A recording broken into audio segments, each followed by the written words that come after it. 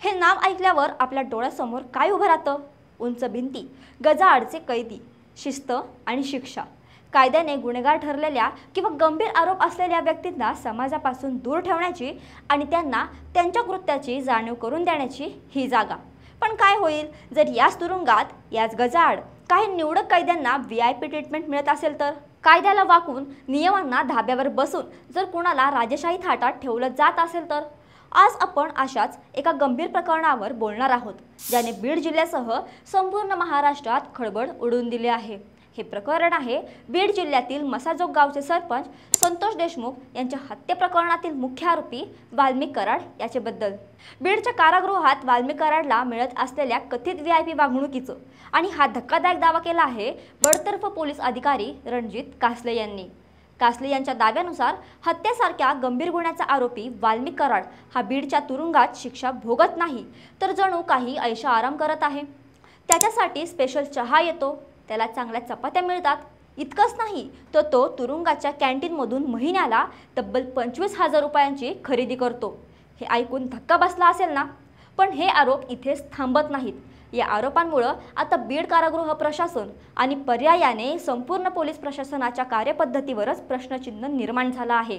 या प्रकरणाची मूळ समजून घेण्यासाठी आधी आपल्याला संतोष देशमुख हत्ये प्रकरण आणि वाल्मिक कराड कोण आहे हे थोडक्यात जाणून घ्यावा लागेल. मसाजोगचे सरपंच संतोष देशमुख यांची काही काळापूर्वी हत्या झाली होती आणि या हत्येचा मुख्य सूत्रधार म्हणून वाल्मिक कराडचं नाव समोर आलं होतं. या हत्येने बीड जिल्ह्यात मोठी खळबळ उडाली होती. वाल्मिक कराड सध्या न्यायालयीन कोठडीत बीडच्या कारागृहात आहे. आता या कथेतील दुसरा महत्त्वाचा दुवा म्हणजे रणजित कासले.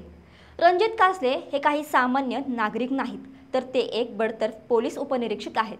सायबर पोलीस ठाण्यात कार्यरत असताना गुजरातमध्ये जाऊन आरोपींशी आर्थिक तडजोड केल्याच्या गंभीर आरोपामुळे त्यांना आधी निलंबित आणि नंतर बडतर्फ करण्यात आलं होतं. संतोष देशमुख हत्या प्रकरणानंतर या रणजित कासलेंनी धनंजय मुंडे तसेच वाल्मिक कराड यांच्याबद्दल व्हिडिओ बनवायला सुरुवात केली. रोज नवनवीन आरोप करत होते.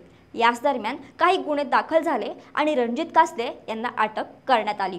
योगायोगाने रणजित कासले हे सुद्धा काही काळ बीडच्या कारागृहात होते आणि नुकतेच आठवडाभरापूर्वी ते जामिनावर बाहेर आले. तुरुंगातून बाहेर येताच कासले यांनी एक व्हिडिओ शेअर करून वाल्मिक कराडला मिळत असलेल्या VIP वागणुकीचा पर्दाफाश केला. कासले यांची स्वतःची पार्श्वभूमी वादग्रस्त असली तरी त्यांनी तुरुंगाच्या आतून अनुभवलेल्या गोष्टी म्हणून त्यांच्या आरोपांकडे दुर्लक्ष करता येत नाही. तर रणजित कासले यांनी नेमके काय आरोप केले आहेत? त्यांच्या दाव्यानुसार बीडच्या तुरुंगात वाल्मिक कराडची बडदास्त ठेवली जात आहे. त्याला मिळणारा चहा हा स्पेशल असतो, इतर कैद्यांना मिळणाऱ्या चहापेक्षा वेगळा. त्याच्या जेवणात चांगल्या प्रतीच्या म्हणजेच मऊ चपात्यांची सोय केली जाते. तिथे इतर कैद्यांना साधे कपडे पांघरायला मिळतात, तिथे वाल्मिक कराडला तब्बल 6 ब्लँकेट देण्यात आले आहेत. आणि धक्कादायक म्हणजे तो या ब्लँकेटचा वापर पांघरण्यासाठी नाही, तर गादीसारखा झोपण्यासाठी करतो. सर्वात गंभीर आरोप आहे तो कॅन्टीन खरेदीबद्दलचा. तुरुंगातील कॅन्टीनमधून खरेदी करण्यावर प्रत्येक कैद्यासाठी एक मर्यादा असते. पण कासले यांच्या म्हणण्यानुसार वाल्मिक कराड या नियमालाही हरताळ फासत आहे. तो स्वतःच्या नावावर 10,000 रुपयांची खरेदी करतोच, पण त्याशिवाय इतर कैद्यांच्या नावांचा वापर करून तो आणखी 10 ते 15,000 रुपयांची म्हणजेच एकूण 25,000 रुपयांची खरेदी महिन्याला करतो. हा पैसा कुठून येतो? तुरुंग प्रशासनाच्या नाकाखाली हा प्रकार कसा काय सुरू आहे हे प्रश्न निर्माण होतात. रणजित कासले यांनी आणखी एक खळबळजनक दावा केला आहे. ते म्हणतात की मी तुरुंगात राहून कराडला मिळणारी ही VIP वागणूक उघडकीस आणेन. या भीतीपोटी मला सुरक्षेचं कारण पुढे करून छत्रपती संभाजीनगरच्या तुरुंगात हलवण्यात आलं. म्हणजे सत्य बाहेर येऊ नये यासाठी तुरुंग प्रशासनानेच आपल्याला बीडमधून संभाजीनगरला हलवल्याचा आरोप कासले करत आहेत. विशेष म्हणजे कराडला इतरत्र हलवावं अशी मागणी आपण स्वतः अर्जाद्वारे केली होती, असंही कासले व्हिडिओमध्ये म्हणतात. ज्यामुळं या प्रकरणात आणखी गुंतागुंत वाढली आहे. कासले यांनी हा व्हिडिओ शेअर केल्यानंतर या प्रकरणाने जोर धरला. केवळ कासलेच नाहीत तर दिवंगत सरपंच संतोष देशमुख यांच्या कुटुंबियांनीही वाल्मिक कराडला तुरुंगात विशेष वागणूक मिळत असल्याचा आरोप केला आहे. त्यामुळे या दाव्यांना आणखी बळ मिळालं. या सगळ्या गदारोळानंतर आणि वाढत्या दबावानंतर अखेर प्रशासनाला जाग आली आहे.